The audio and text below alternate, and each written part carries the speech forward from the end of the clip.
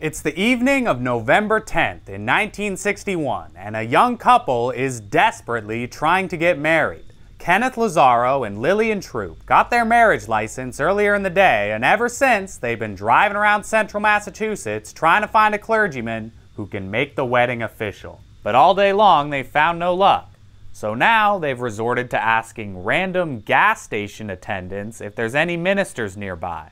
And to their surprise, they learn that not only is there a retired minister in the neighborhood, but he's actually got his own private chapel right in the front yard. So the lovebirds ask the helpful attendant if he wouldn't mind giving the minister a call, and before long, Reverend Lewis West is on the line. Despite the fact that the Reverend has already gone to bed for the night, he is more than willing to get dressed and officiate the wedding, provided that the happy couple can find a pair of witnesses to join the ceremony.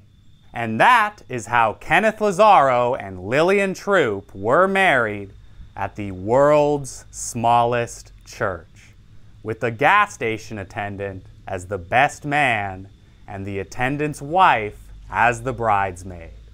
There was no heat in the little church that evening, but with warm hearts, the November cold went unnoticed. Welcome to the United Memorial Chapel for All Faiths in Hudson, Massachusetts, a tiny little building with a real big story.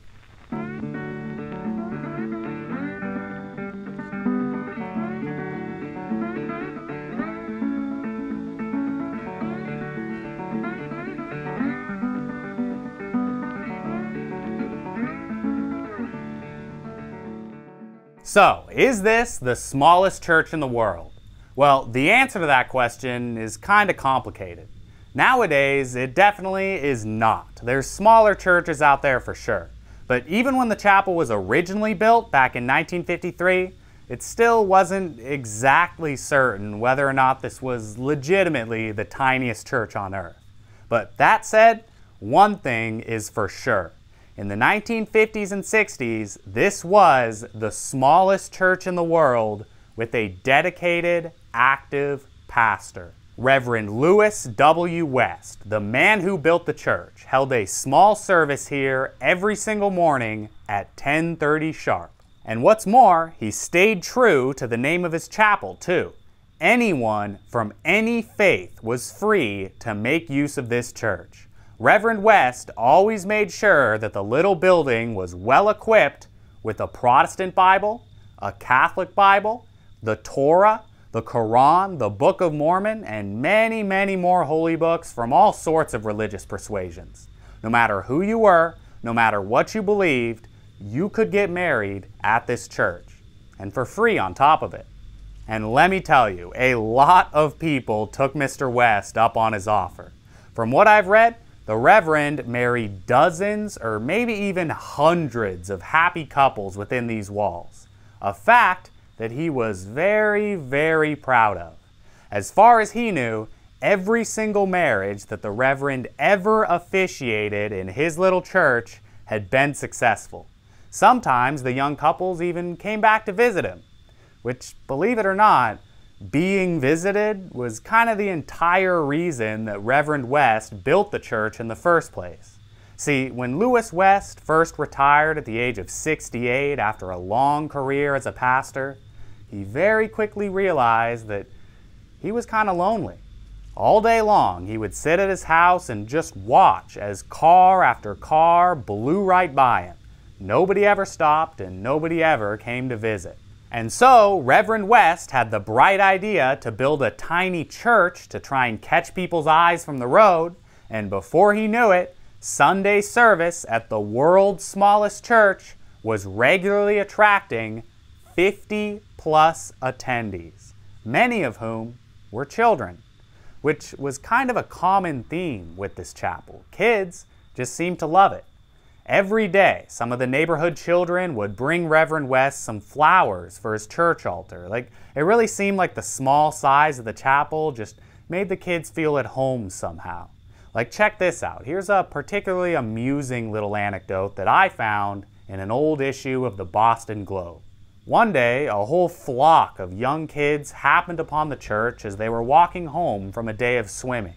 They all wanted to go inside and check out the church, but unfortunately, only one of the kids was wearing a shirt. Now, these kids certainly didn't want to disrespect the sanctity of the tiny chapel, so what they did was enter the church one at a time, with each kid wearing the shirt as they went inside. But really, it wasn't just the local kids that loved this place. Everyone in Hudson seemed to have a certain kind of affection for it. Here's a great example. As Reverend West got older, his age began to catch up with him, and maintenance of the chapel began to become a bit of an issue. So, a neighbor one day pulled up to the church with a can of paint and banged out a new coat in less than half a day. This might be the only church in the world that can be painted in 3 hours, joked the Reverend. And hey, for an extra little wrinkle to the story, it's also worth noting that the guy who painted the church was himself 70 years old, just 4 years younger than the aging Reverend. But you know, the more I read about him, the more I understand why people tended to gravitate towards Reverend West like this, because he certainly seemed like an interesting, compassionate, and even kind of a strange guy. You know, the sort of person that you might want to paint a church for. Like, check this out. Let me show you a few stories about Reverend West that I found in some old newspapers. Here's a good one to start. Apparently, Reverend West only lived down here in Hudson, Massachusetts for some of the year. He actually spent his summers up in his home state of Maine. But I guess he must have really missed his little church during those months, because he ended up building a second, even tinier church up in Maine. So in the summers, he officiated weddings at his tiny church in Maine, and in the colder months, he did the same thing down in Massachusetts. Just look at him shovel the snow off his chapel. But unfortunately, as far as I can tell, that Maine church no longer exists. It seems like it was dismantled sometime in the 1970s. But hey, since I mentioned that Reverend West was born in Maine, here's another good story. A pretty remarkable coincidence, actually. See, although West is from the United States by birth, he actually spent most of his childhood up in Nova Scotia, where he became good friends with two other children, Henry Jackson and Inez Dean.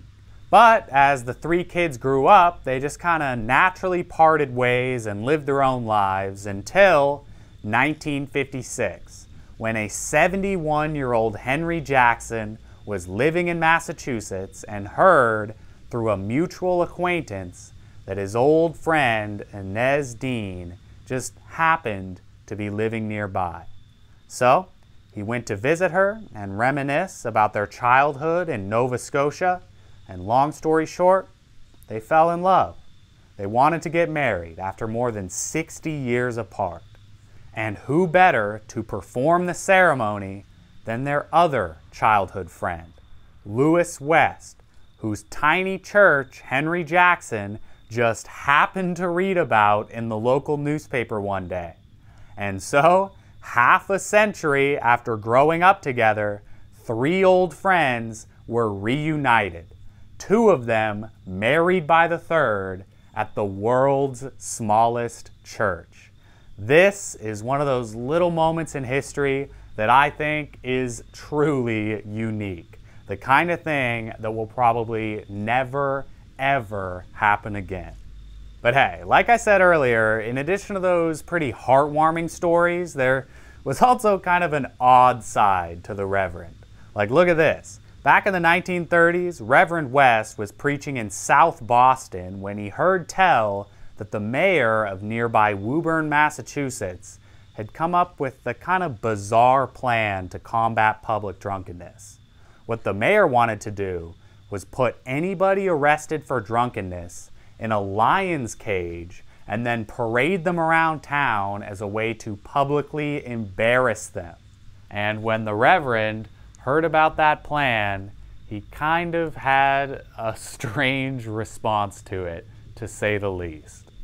And okay, you're gonna have to bear with me for this next part, because this is legitimately the actual letter that Reverend West sent to that mayor when he found out about the caging the drunks plan. Here it is. He went, "All right, so if you're gonna do this, then how about you also put me in the cage, and I'm dressed up like Daniel, you know, because of like the story of Daniel and the lion's den from the Bible. And as the cage is being paraded around town, I'm gonna be in there and I'll be preaching about sobriety to the lions, you know, inside the cage with me. And also, just so you know, my sermon is gonna be like an hour long at least. And you know, since the lions, they're all drunk, naturally when the parade starts, they're all gonna be passed out, right? And then over time, as we go through the streets, the lions are going to start to like sober up and regain consciousness. And so, of course, I'm just going to have to start the sermon all over at the beginning again every single time that a lion wakes up, you know, so they can hear the whole thing. Which means, of course,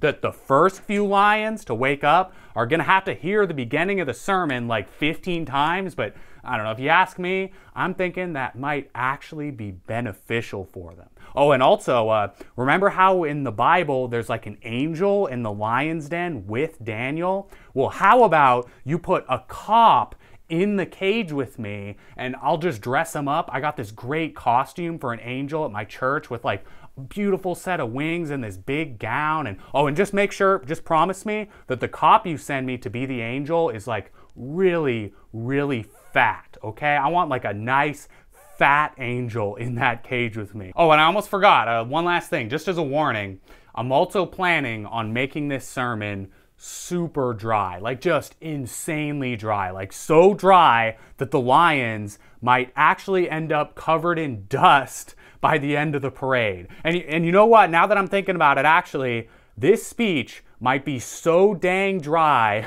that there might be a fire risk. So you should probably put a firefighter in the cage in there with me and the fat angel cop, just in case I light up the cage with my dry words. Oh, and by the way, as far as I can tell, the mayor's lion cage plan never actually came to fruition. Most of the local newspapers seem to chalk the whole thing up as a political stunt.